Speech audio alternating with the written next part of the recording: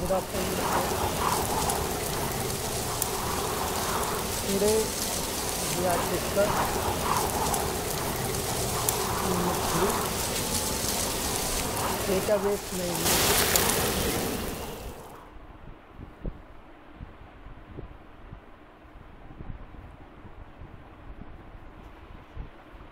मैं आपको ये कई बार पढ़ा चुका हूँ कि डेटाबेस मैनेजमेंट सिस्टम होता क्या है, और आपको मैंने ये भी बताया है साथ में कि डेटाबेस मैनेजमेंट सिस्टम के लिए क्या क्या चीज़ें ज़रूरी हैं, क्या क्या चीज़ें उपयोगी हैं और हम उसको कैसे यूज़ कर सकते हैं।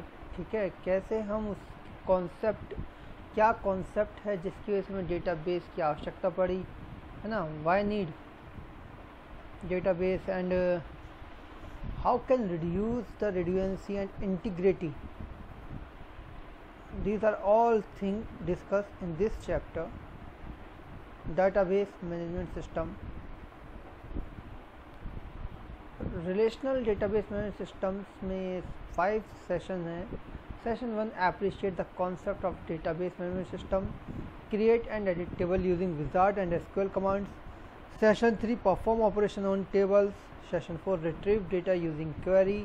Session 5 create form and reports using wizard. सबसे पहले हम सेशन 1 की बात करते हैं. सेशन 1 में आता है appreciate the concept of database management system. देखो, डेटाबेस मैंने भी आपको पहले बता चुका हूँ मैं. Are database is an organise collection of a data. It is considered as a container of information. ठीक है, जो हमारा डेटाबेस होता है वो एक ऑर्गेनाइज कलेक्शन होता है डाटा का, और ये एक कंटेनर टाइप का होता है जिसमें हमारी इंफॉर्मेशन स्टोर होती है. In the manual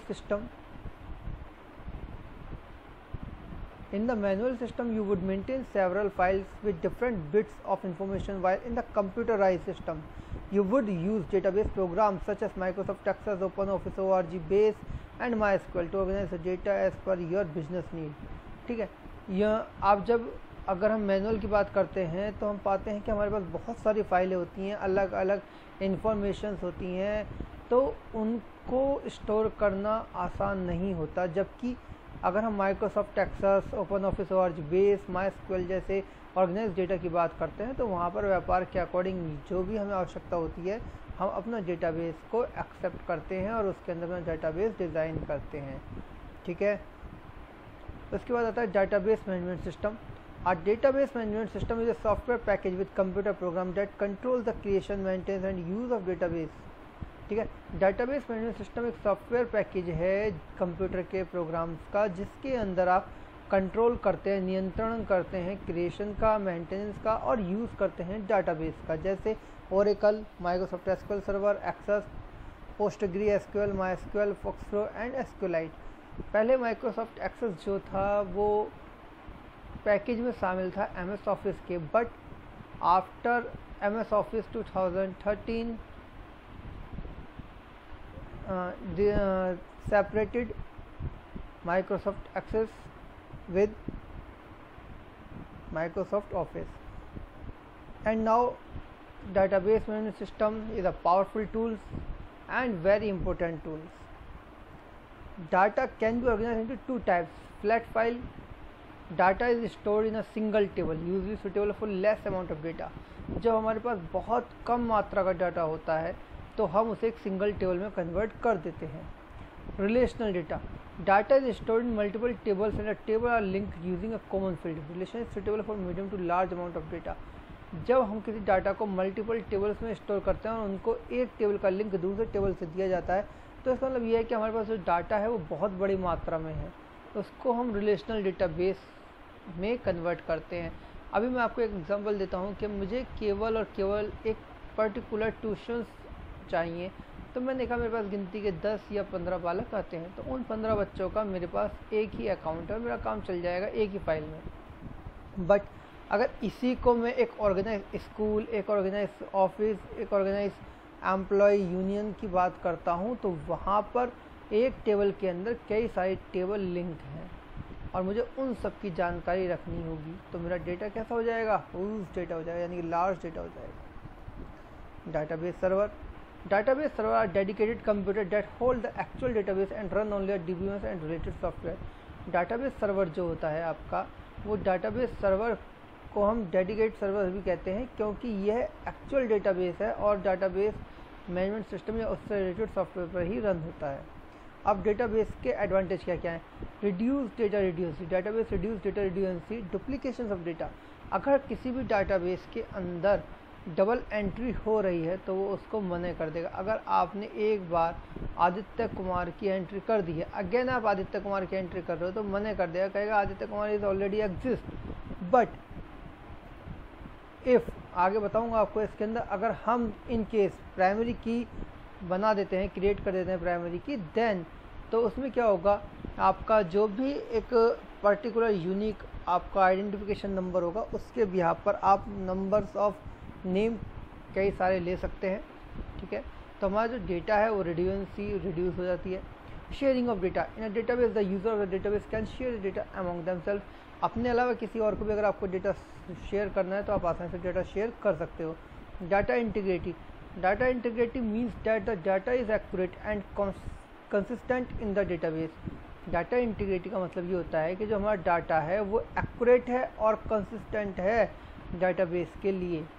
data security, ठीक है, जब हम डाटा सिक्योरिटी की बात करते हैं तो database provide data security only authorised user are allowed to access the database. ठीक है, access the database and their identify authentication by using a user name and passwords. ठीक है,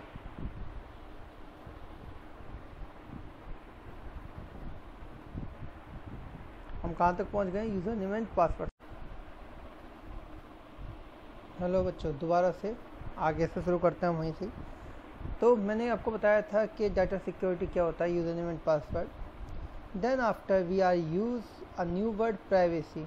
the privacy rule is in database state that only the authorised user can access a database according to its privacy constraints. ठीक है, data privacy, जो privacy होती है इसका मतलब होता है कि डाटाबेस के अंदर केवल एक पर्टिकुलर ऑथराइज्ड यूज़र है जो कि डेटाबेस को एक्सेस कर सकता है, उसके अलावा और कोई एक्सेस नहीं कर सकता।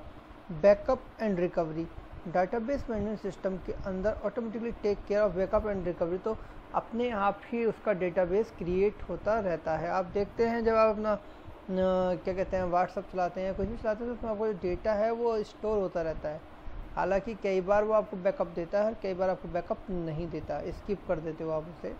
ठीक है, सम की feature of database. Number 1, a database can have one और मैनी टेबल्स। डाटाबेस जो होता है वो एक या एक से अधिक टेबल हो सकती हैं। प्रत्येक टेबल के अंदर इंफॉर्मेशन एक ही टाइप की होगी। Each table in a database constant information about one type of item. Every table has a key field which ensure that they are 100% unique value throughout the database. उसके अंदर जो भी field होगा वो unique होगा ताकि उसके अंदर वैल्यू जाए वो 100% सही वैल्यू जाए। इम्पोर्टेंट टर्म्स देखो, ये की हैं जिनकी भी हम बात कर रहे थे, प्राइमरी की, कंपोजिट प्राइमरी की, फॉरेन की, है ना। ये 3 की आपके कोर्स में, इसके अलावा और भी की होती हैं, कैंडिडेट की हो गया, सुपर की हो गया। ठीक है, बट आपके पास जो है मैं उनकी को बताता हूँ, प्राइमरी की होती है। A primary key is a unique value that identify a row in a tables in the database to search for a records. Primary की सबसे मोस्ट इम्पोर्टेंट की होती है या सबसे मोस्ट इम्पोर्टेंट रोल प्ले करती है किसी भी डेटाबेस को एक्सेस कराने में। आपके पास एक ही टाइम पर एक बच्चे अगर ट्विंस हुए हैं तो उनका नाम सेम हो सकता है, उनके फादर्स नेम, मदर्स नेम, उनका प्लेस, उनका डेट ऑफ बर्थ, उनका टाइम सब सेम होगा, बट जिस क्लास के अंदर वो जाएंगे वहाँ पर जो उन्हें रोल नंबर मिलेगा वो एक नहीं होगा, वो अलग अलग होगा। ऐसा तो नहीं हो सकता कि रोल नंबर 1 पर अगर अजय है तो नंबर 1 पर ही विजय हो जाएगा, वहाँ पर 1 पर अगर अजय है तो विजय 2 पर होगा। ठीक है, तो वहाँ पर हमने चाहे फील्ड बिल्कुल सारे सेम है बट कहीं ना कहीं पर हमने उनको सेपरेट कर दिया, और जहाँ हमने उन्हें सेपरेट किया है उसको हमने एक यूनिक प्राइमरी की बना के रख दिया, उसे कहते हैं प्राइमरी की। Composite primary key. When primary key constraint is applied on one or more column, then it is known as composite primary key. अब एक ही प्राइमरी की को अगर आप एक से ज़्यादा जगह यूज़ करना चाहते हो तो फिर वो कंपोजिट प्राइमरी की बन जाएगी, ना कि केवल प्राइमरी की। ठीक है, अब एक स्टूडेंट है, वो उसका पूरा का पूरा रिकॉर्ड है कि भाई उसके father's name, mother's name, date of joining, date of admission, सब एक टेबल लाइब्रेरी की है कि उसके लिए कौन सी बुक इशू हुई है, किस कोर्स की बुक इशू हो सकती है, कितनी बार उसने बुक्स के पेमेंट फाइन जमा किया है, वो सब, कितना उस बच्चे का क्रिकेट का है तो वो हॉकी का है, किस चीज़ का है उसका स्कोर, तो एक बच्चा और उसके फील्ड मल्टीपल टेबल्स, ठीक है। तो उन सबको हम कंपोजिट प्राइमरी की डिफाइन कर सकते हैं। तीसरी होती है foreign key. The foreign key identify column और set of column in one referencing table that refers to a column और set of column in another reference table. Foreign key जो होती है वो आइडेंटिफाई करती है कि जो कॉलम और रो का एक सेट है उसकी रेफरेंस किसी और टेबल में यूज़ की जा सकती है। मतलब अभी मैंने आपको बताया था एक टेबल थी, उसके अंदर मैंने एक प्राइमरी की बना दी, वो प्राइमरी की किसी और टेबल के लिए फॉरेन की का काम करेगी। यहाँ पे आपको क्लियर हो जाना चाहिए, उस टेबल की जो पहली प्राइमरी की है, ठीक है, पहली टेबल की जो प्राइमरी की है वो दूसरी टेबल के लिए फॉरेन की का काम करेगी। इसके बाद हम बात करते हैं वैसे क्वेश्चन आंसर की।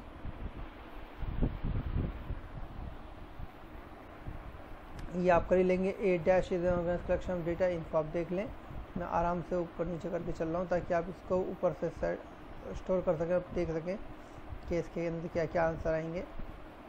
ये सब अभी बताया मैंने। What does DBMS stand for, how data organize are DBMS, status relationship between a primary and foreign key, ठीक है, ये सब मैंने अभी आपको बताया था थोड़ी देर पहले। अब आते हैं हम सेशन 2 की बात करते हैं। जब हम सेशन 2 की बात करते हैं तो इसमें आता है create and edit table using wizard and SQL command, ठीक है। बस ये आज आपका आखिरी टॉपिक है, इसे देख लेते हैं। Data in a relational database management system RDBMS is organised in the form of tables. जो हमारा डाटा होता है वो रिलेशनल डेटाबेस मैनेजमेंट सिस्टम में होता है और इसको हम टेबल की फॉर्म में लिखते हैं। अब इसे रिलेशनल क्यों कहा जाता है, क्योंकि हमने पहले बात कही थी डाटाबेस जो होता है वो एक टेबल हो गई, लेकिन उस एक टेबल के साथ में जितनी भी अदर टेबल उससे कनेक्टेड हैं तो उनके बीच में एक संबंध बन रहा है, रिलेशन बन रहा है। अब वो रिलेशन 1 to 1 भी हो सकता है, 1 to many भी हो सकता है, many to 1 भी हो सकता है, ठीक है। एक के साथ एक के साथ 2 या 2 से ज़्यादा और 4-5 के साथ केवल एक, ठीक है। तो वहाँ पर जो हमारा टेबल्स का रिलेशन बनेगा उसके लिए हम उसे कहते हैं रिलेशनल डेटाबेस मैनेजमेंट सिस्टम। अब इसके अंदर एट्रीब्यूट्स क्या क्या होते हैं। Number 1, tables. A table is a set of data element value that is organise using a model of vertical column and horizontal row, ठीक है। सबसे पहले इसमें टेबल होती है। टेबल क्या होती है, सेट ऑफ डेटा होता है जिसके अंदर एक ऑर्गेनाइज वर्टिकल कॉलम और हॉरिजॉन्टल रोज होते हैं, यानी कि आप सीधे कह सकते हैं रो एंड कॉलम्स होते हैं, उसको टेबल कहते हैं। कॉलम और फील्ड और एट्रीब्यूट्स ये क्या होते हैं। A column is a set of data values of a particular simple type, 1 for each row of the table. एक जो कॉलम होता है वो सेट ऑफ डेटा होता है, डेटा की वैल्यू होती है जो पर्टिकुलर टाइप की होती है और उसको रो ऑफ टेबल में लिखा जाता है। रो और रिकॉर्ड और टपल्स। टपल्स हमारे कहते हैं बेटा रो को। A row also called a record or tuples represent a single data item in a table. Every row in the table has the same structure, ठीक है। जो हमारा रो होता है वो रिकॉर्ड करता है tuple representation single data item in the table. Every row in the table has the same structure, ठीक है। अब हम क्रिएटिंग डेटाबेस यूजिंग कर रहे हैं, वो कर रहे हैं ओपन ऑफिस में। तो हम सबसे पहले क्या करेंगे, open office base application by clicking on start programme open office. This create a new database by selecting the option create a new database wizard appeared, click finish, the save as dialog box appears, इसमें name for the database in the files field and click save, ठीक है। अब देखो यहाँ पर जो table वेबल बनाने का काम कर रहे हैं बेटा, ये मैं आपको अगली क्लास में बताऊंगा कि हम टेबल कैसे बना पाएंगे, ठीक है। फिलहाल आपको अभी यहीं पे फोकस रखना पड़ेगा। जहाँ तक मैंने आपको बताया इन क्वेश्चंस को और इस जो मैंने अभी आपको बताया इसको याद कर लेना। एग्ज़ाम में इसमें से बहुत सारी चीज़ें मिलने वाली हैं आपके लिए, ठीक है। मैं इस क्लास में मैंने एक चैप्टर का एक सेशन ख़त्म करा है, अगली क्लास में सेशन 2 और सेशन 3 ख़त्म करूँगा।